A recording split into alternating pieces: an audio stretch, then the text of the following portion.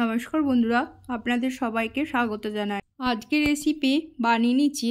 এখানে নিয়ে নিয়েছি পেঁয়াজ, গাজর, লঙ্কা, টমেটো, ক্যাপসিকাম। তো এখানে পেঁয়াজ একটা গোটা নিয়ে নিয়েছি বড়। ফ্রাই প্যান বসিয়ে নিয়ে নিচ্ছি। ফ্রাই প্যানের মধ্যে আমি 2 চামচ সর্ষের তেল নিয়ে নিলাম। এই তেলটা গরম হয়ে যাওয়ার পর আমি এর মধ্যে দিয়ে নেব ফোড়ন কালো জিরে। এর মধ্যে দিয়ে নিলাম হলুদ, তো ছিটকে যাবে না বলে। তো এর মধ্যে দিয়ে নেব পেঁয়াজ। এবার পেঁয়াজটা আমি ছোট ছোট করে কেটে নিয়েছি বেরেস্তার মতো।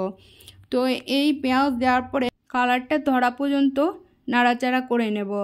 তো একঘেয়েমি ভালো লাগে না, মাছ, মাংস, ডিম তো একদমই সহ্য হয় না।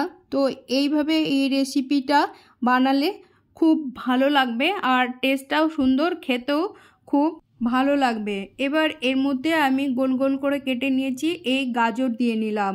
গাজর দেওয়ার পরে আবারও নাড়াচাড়া করে নিলাম কালারটা আসা পর্যন্ত। গাজরটা বেশ পাতলা করে কেটে নিয়েছি, এটা গলে যাবে তাড়াতাড়ি। এর মধ্যে লঙ্কা দিয়ে নিলাম কাঁচা পাকা, আর টমেটো দিয়ে নিলাম একটা, ডুমো ডুমো করে কেটে নিচ্ছি। এর মধ্যে একটু টমেটো গলে যাওয়ার জন্য টেস্টের মতো একটু প্রথমেই লবণ দিয়ে নিলাম, নুন। তো এবার দিয়ে নাড়াচাড়া করে নিলাম। নাড়াচাড়া করে টমেটোটা গলে আসবে, নরম হয়ে যাবে। এর মধ্যে দিয়ে নেব হালকা মিষ্টি, মানে একটু চিনি দিয়ে নিলাম। দিয়ে এবারও নাড়াচাড়া করে নেব। আর এর মধ্যে সামান্য পরিমাণে রঙের জন্য হলুদ আর একটু কাশ্মীরি লঙ্কার গুঁড়ো দিয়ে নিলাম। যেহেতু লঙ্কা দিয়ে নিয়েছি সেই জন্য কাশ্মীরি লঙ্কা দিয়ে নিলাম। এবারও নাড়াচাড়া করে মশলার সাথে আমি কষে নেব। এর সাথে আমি আর কোনো মশলা এর সাথে অ্যাড করছি না। এইভাবেই আজকে এই ফোড়ন দিয়ে এইভাবেই রান্নাটা করে নেব। এবারে দিয়ে নিলাম ক্যাপসিকাম, আবারও নাড়াচাড়া করে নেব, একটু হালকা ভেজে নেব যতক্ষণ না গলছে। আর পুরো গলে যাবে না, একটু গোটাই থাকবে, কিন্তু কালারটা ধরবে।